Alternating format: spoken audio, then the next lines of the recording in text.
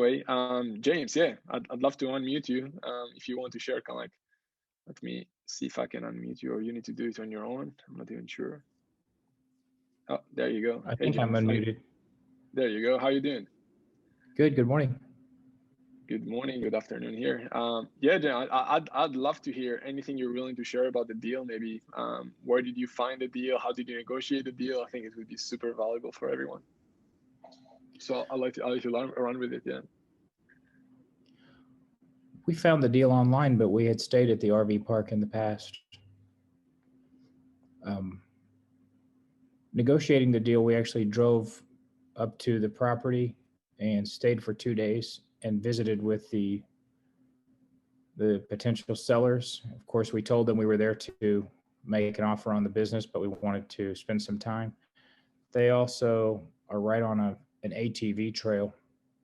It's called the Paiute Trail System that runs all through that area of Utah. So it's 2,200 miles of developed national park trails for ATV riders, like the side-by-side style ATV.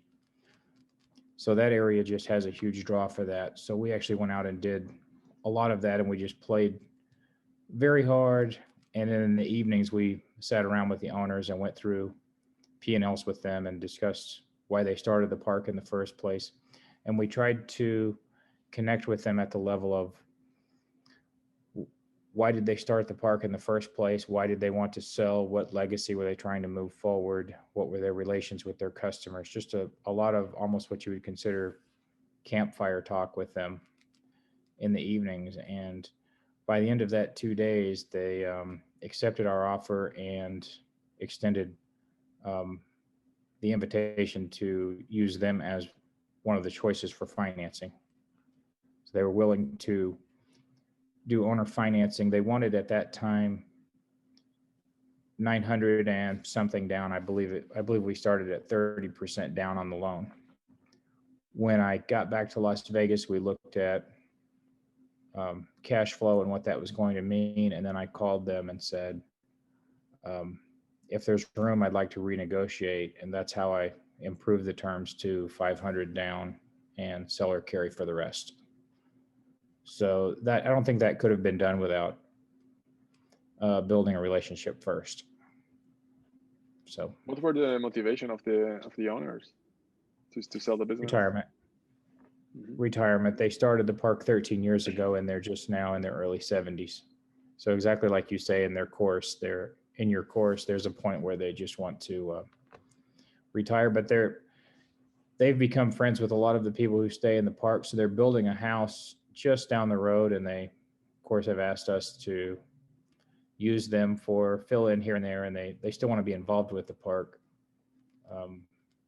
at least to be able to hang out and so forth. Mm-hmm.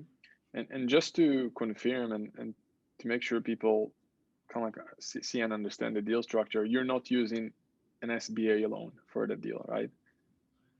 That's right. Okay, and so it's basically mostly seller financing, and the rest of it is raised from investors, hopefully. What about how do you look at the management of the business? Like, what's going to happen after you close the deal, hopefully?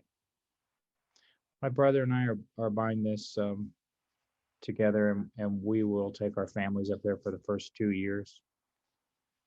Initially, we'll both go up because we have some construction that has to take place. Once that's done and we're stabilized, we're also adding ATV rental at the park.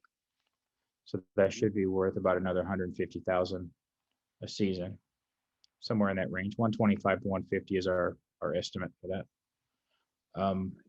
Once we put all that in place, then we'll start training in year 2. We'll start training somebody to be a part-time camp manager, and then we'll phase ourselves out of management part-time by year 3.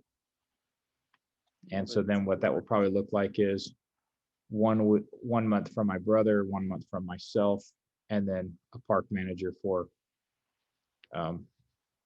somewhere in the middle of the season. And then we'll probably take turns closing, because it does close in the fall, and there's quite a bit that has to happen during that time to get ready for winter, because winter hits pretty hard in that area.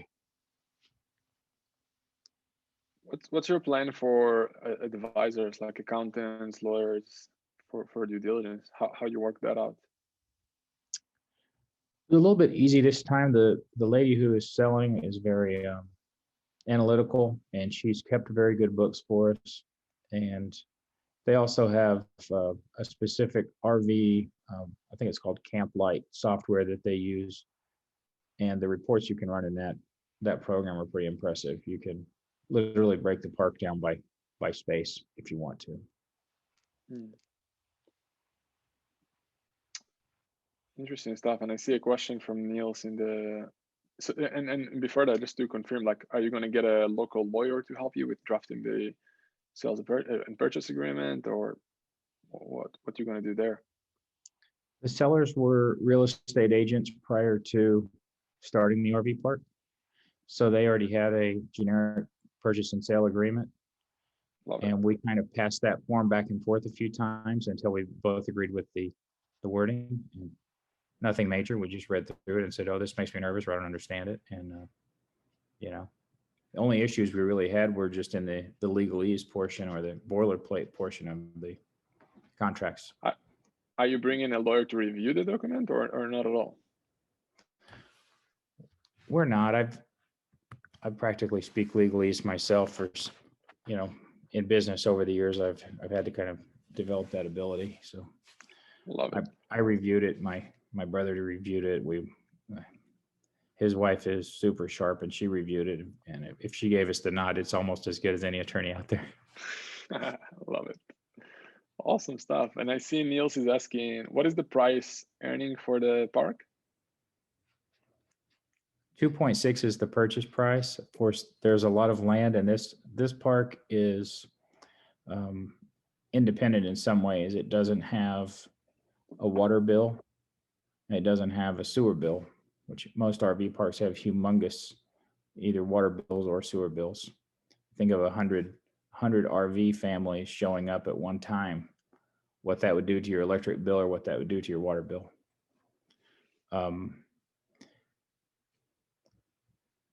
This park has 4 pristine wells, and all of the septic is owned. So there's no rented system, and there's no ongoing maintenance on those systems to speak of.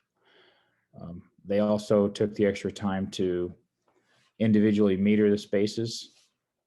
And so what that means, if somebody's staying longer than 1 or 2 days, you can put them in a long-term spot and they more or less pay their own electric bill.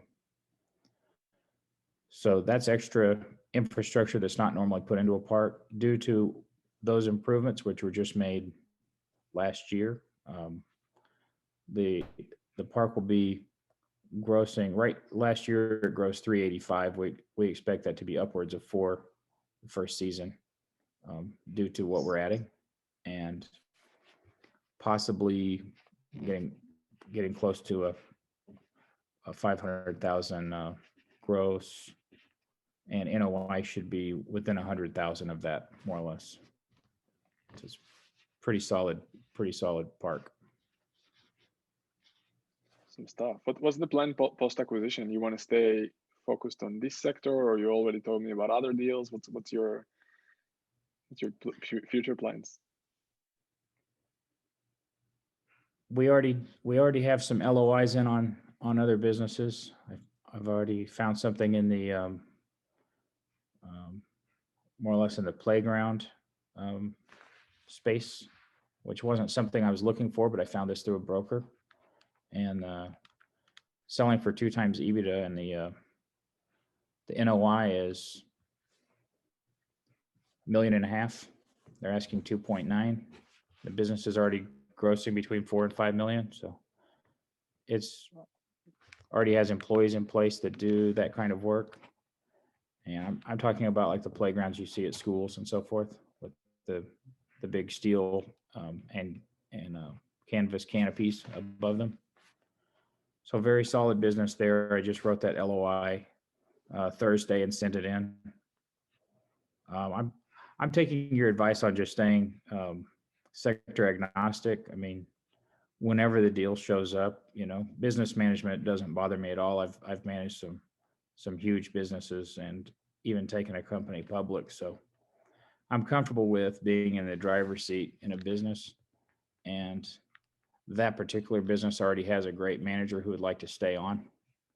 So that's exactly like you say in the course. It's kind of a no brainer. If the numbers work, you like the business, it's local to me here in Las Vegas, and the it's big enough that the employees are in place to keep things going. So Love it. So good. 2 times EBITDA on such a business. That's a great deal. yes. It's exciting.